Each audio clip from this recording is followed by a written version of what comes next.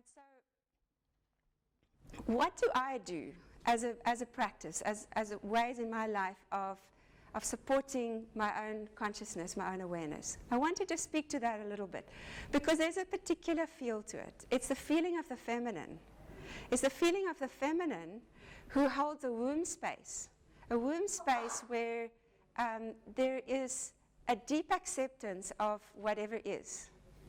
So the Hindu word ahimsa, you know that word of ahimsa, which means non-violence.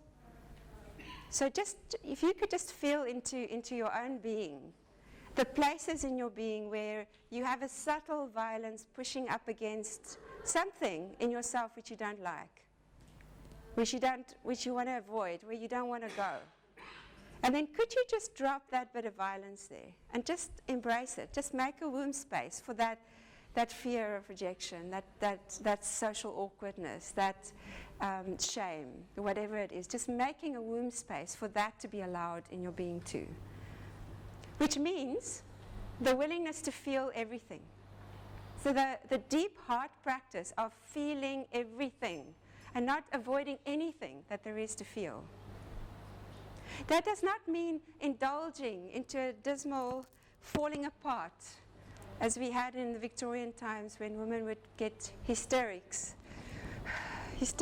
because we were so disconnected from our awareness that our femininity would just drop into a puddle.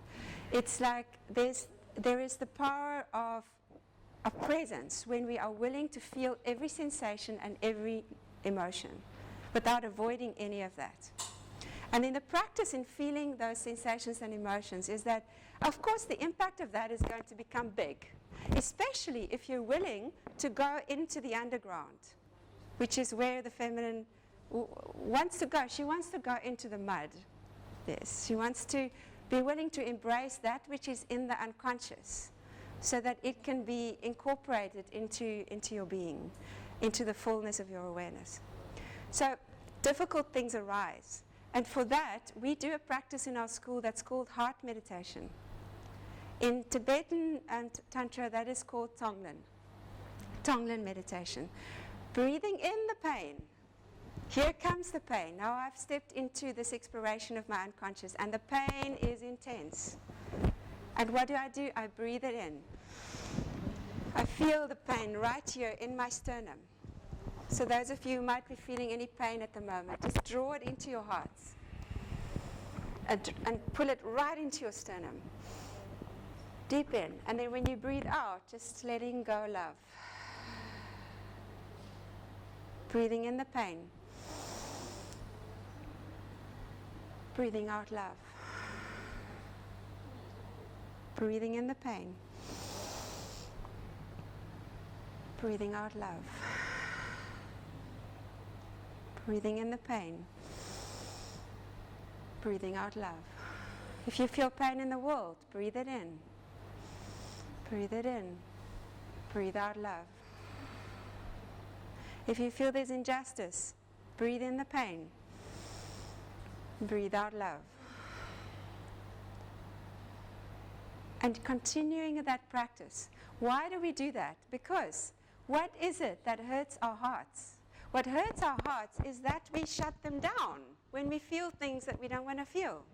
If you can be going through grief with your heart wide open, willing to feel that, and not to run away, not to avoid, or not to find some kind of distraction, can you imagine the power that will build in your heart, the courage that will build in your heart? Instead of running away from that which in the past has shut your heart down. Yes, beloved, I'm feeling this. I'm going to breathe it in. I'm going to take it in. And that way it actually heals the split, the split of the broken heart, so that your heart can remain open and in great ecstasy in the middle of grief or in the middle of feeling shamed. So that practice of deeply connecting with the heart. Also, what I discovered in my wilderness years is that there is a goddess who's called the Dismembered Goddess. She comes from some South American culture. Her are parts of her body that are disconnected from each other. And there are snakes tied at her wrists and at the different joints. And what I found in being with that goddess is that there is a place for being dismembered. The dismemberment is not about how can I be remembered, right? Which is usually what we do. We go through some kind of spiritual death, some ego death. And then we go, well, the reason why I went through that is so that I can get back to myself in a way that's more efficient in the world or more powerful. But what about the state of dismemberment itself?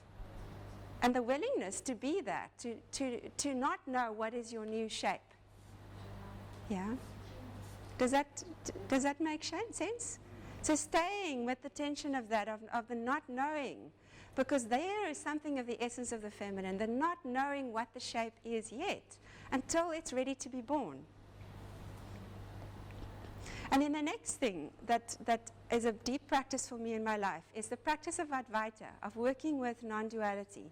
So seeing where in my life I have a particular shape that I take in the world, and where I'm being asked to take an opposite shape.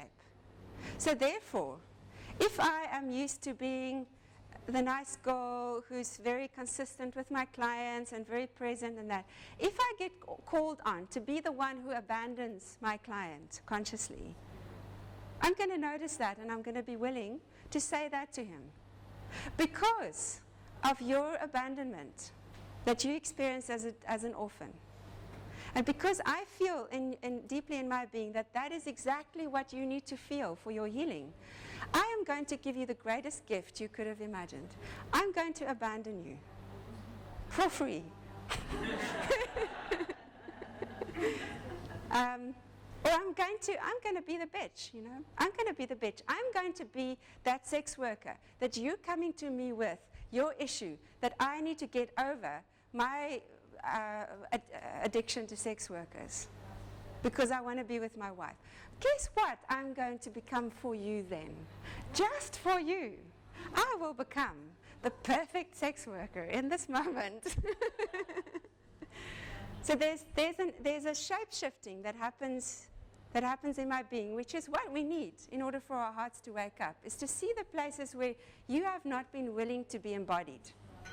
The places that you have not been willing to hold as an embodiment of your own expression. And when that's being called on from you, then you go there.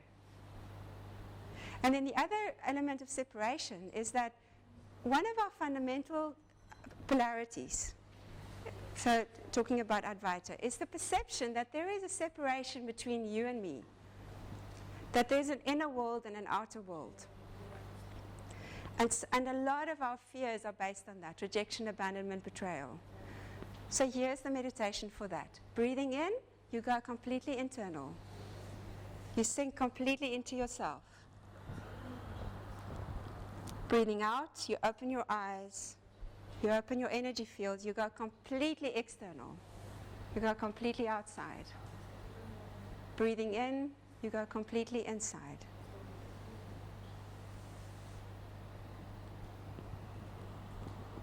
Breathing out, you go completely outside. Completely outside, no inner focus. Breathing in, you drop completely into yourself.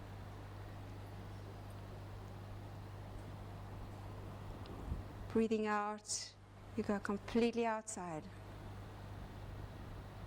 Breathing in, drop into yourself.